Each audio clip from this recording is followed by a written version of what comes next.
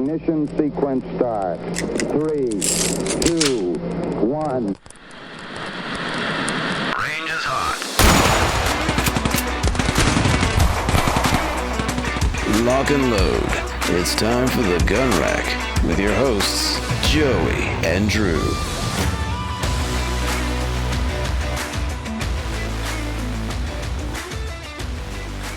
Hello and welcome to the Gun Rack, Sonoran Desert Institute School of Firearms Technology's official podcast. I'm Josiah Upper. Folks call me Joey, and with me we have one Drew Poplin. And I'll tell you what, it's good to be back. We had quite a few things in a row that were just kind of, one-off events. I know the Civil War got covered in a nice tight 30 minutes, which seems appropriate for something that contentious.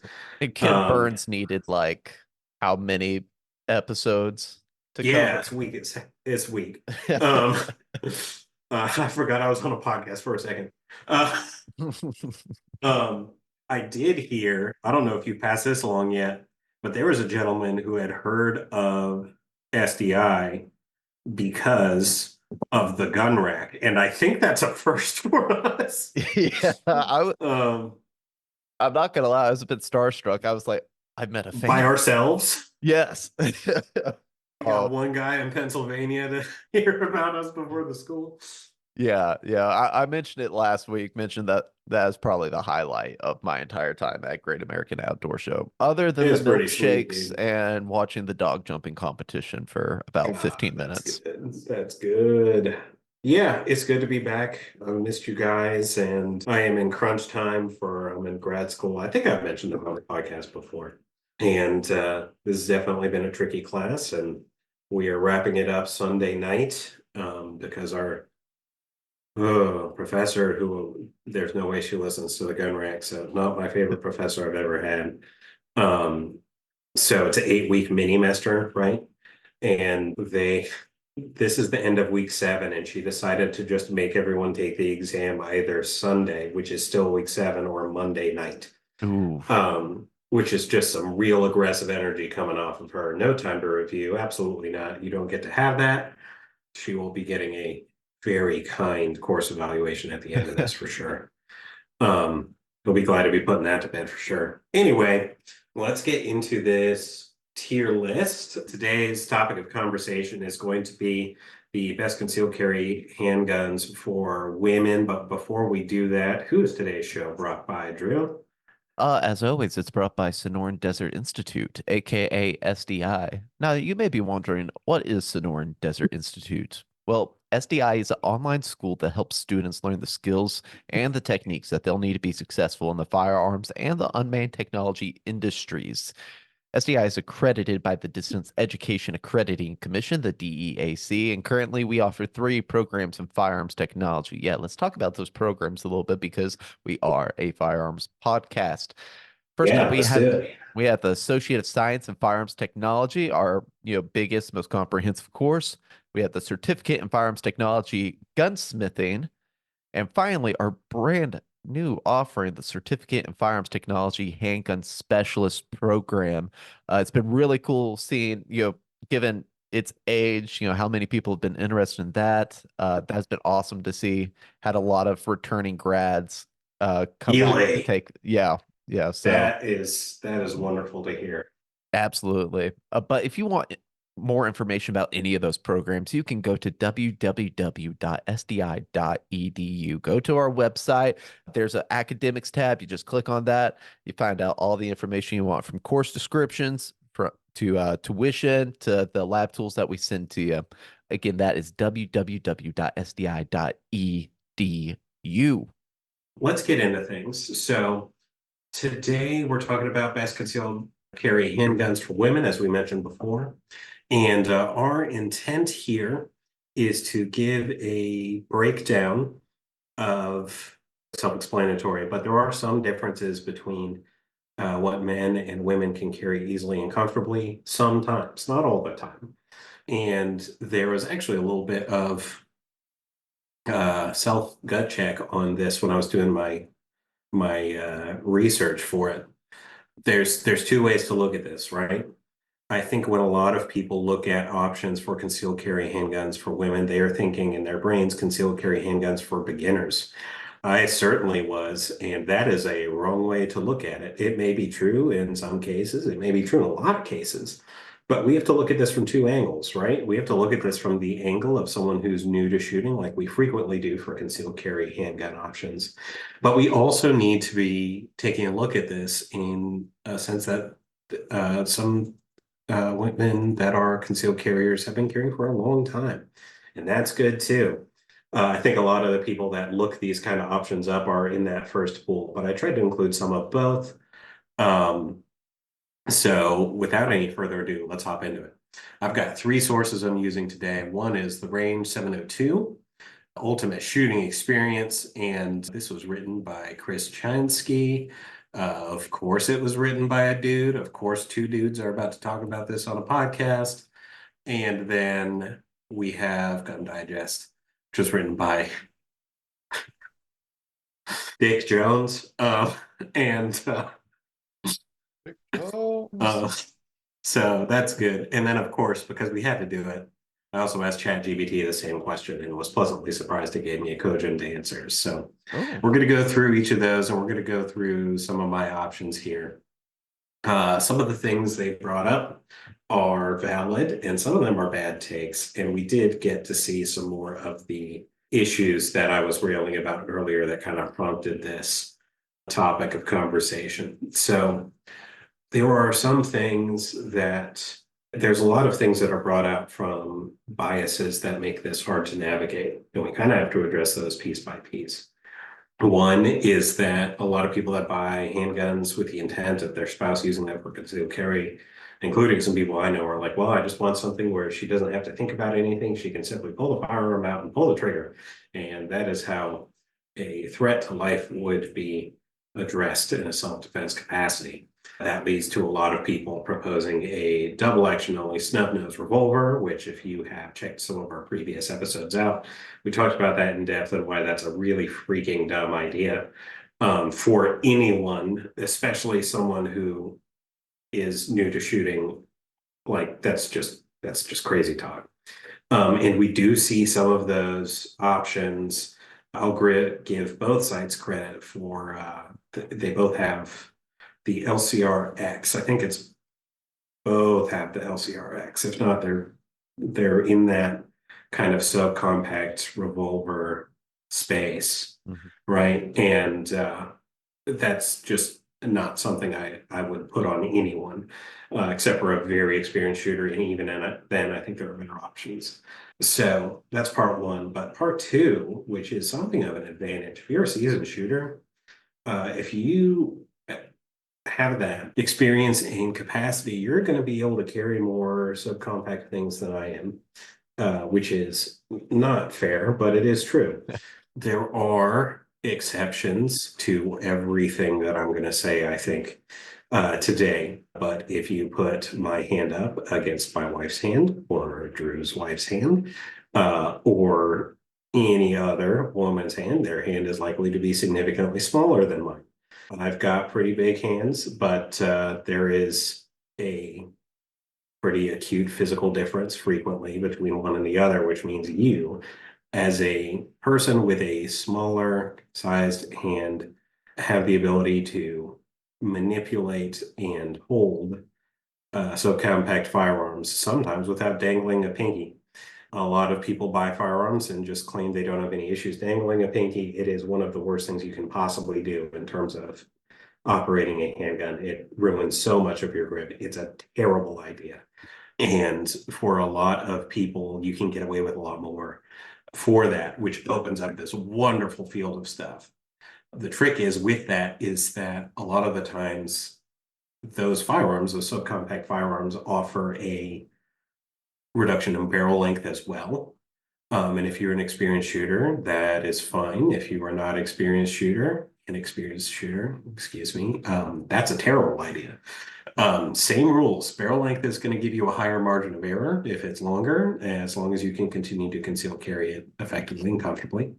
So with all that being said, let's hop into some options here. So ChatGPT, we're going to roll through quick just because it's more of a goof than anything. But there were actually some legit answers in here. Okay. The Kimber Micro 9 is a terrible idea. That is a micro compact handgun. They're actually really pretty, I think. But you got better options, even if you want to stick to a 1911 frame.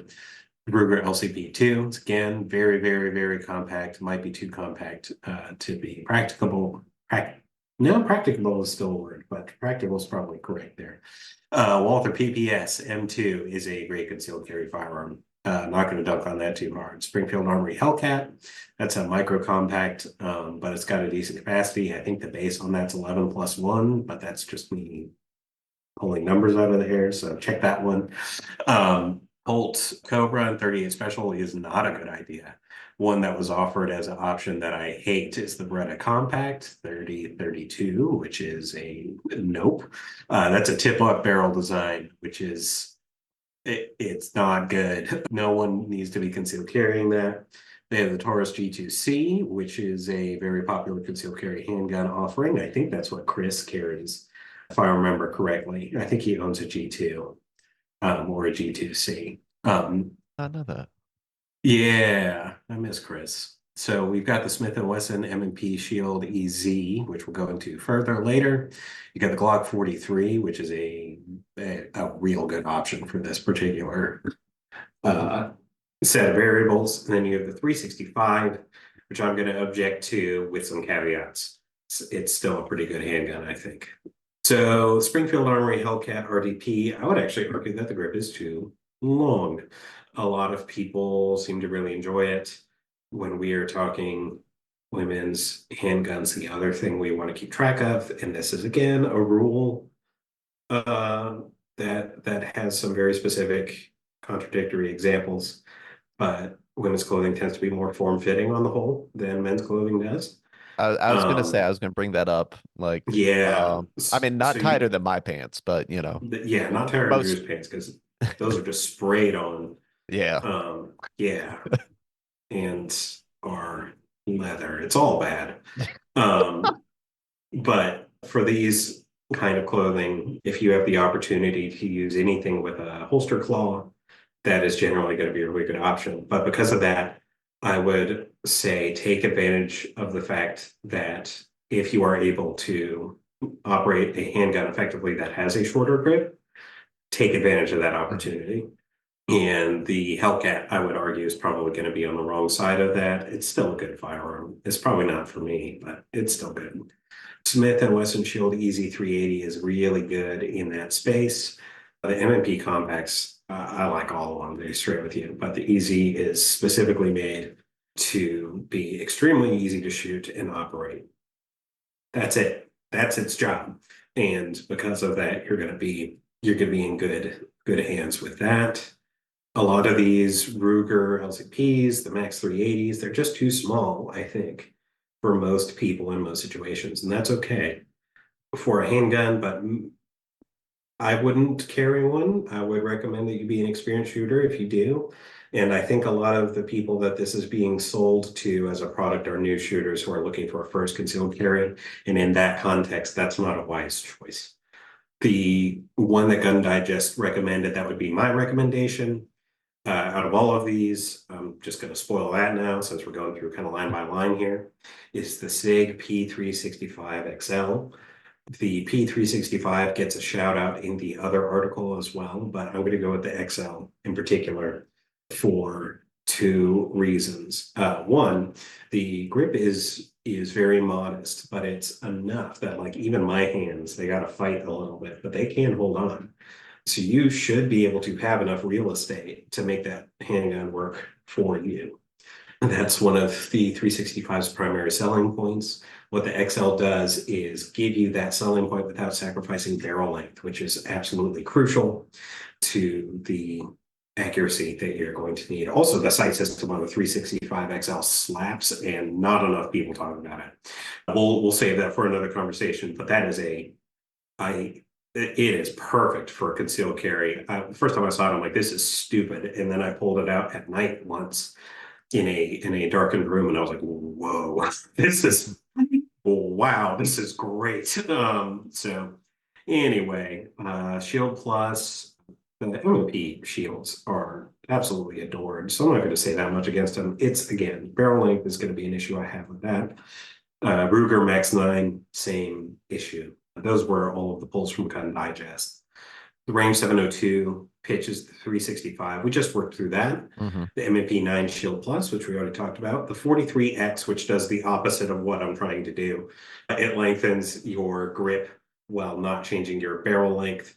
And the barrel length for 43X is acceptable as it is. So that's cool. But if you were able to get away with a shortened grip on a 43, go get it, girl. Like that's what you want. The 26 offers you that same level of viability in a double stack. And that might come up against that form-fitting rule we were talking about before, but that would be my vote, just flat out. From the Glock family, that is. If you're going to get a Glock 26, if you can make it work, is going to be a really good combination of barrel length and concealability. And not a lot of people, that's not true. Not everyone can carry it without dangling a finger, which is its primary detractor, in my opinion. They pitched the Glock 19, which is a great recommendation for literally anyone at all times. I'm not going to say anything against that. They also mentioned the Smith & Wesson Shield EZ, which feels like a layup to me. I do hate the pun they made though. Did they? Under pros, Oh no. designed specifically to be easy to Easy. handle and shoot. Oh no.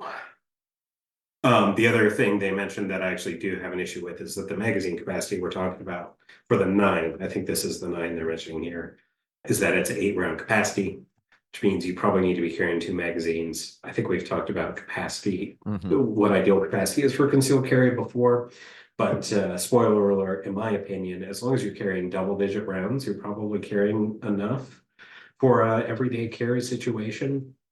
8 rounds is not going to do it. You're going to want a second magazine, I think. I have not been in that situation before, so I'm just going off of years and years of reporting on crimes that happened and that kind of thing. But I do not carry a firearm unless I have double-digit rounds. And that's been that way forever. Okay.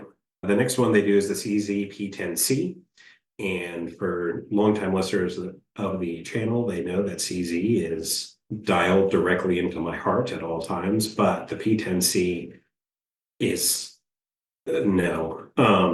It's just not doing what they need to do. If you go on gun.deals, which I think a lot of you do, you will find P10Cs on sale for really good prices. A lot of the time, there is a reason for that. They are very similarly sized to the Glock 19, while being thicker and heavier, which makes them way worse for concealed carry. I hate that. I hate that for them. I love CZ a lot, but I would never conceal carry the P10C. There are better options for concealed carry. If you want to take a P10 to the range, cool, rock on. P10C, no thank you. They pitched the LCRX. I guess the other one didn't have the LCR. That's great. It's a revolver. It's a snubby. No, the end. You don't want to be concealed carrying a snub nose revolver. There are better options now. If you grew up on it and you are still carrying it now, and you're really good with it, okay, cool. But if you are looking to get into this thing, get into concealed carry, no, that's not the way to go. Number 8 is going to be the Smith & Wesson CSX. Very short handle length, grip length, sorry. Single action only, very 1911 core of them.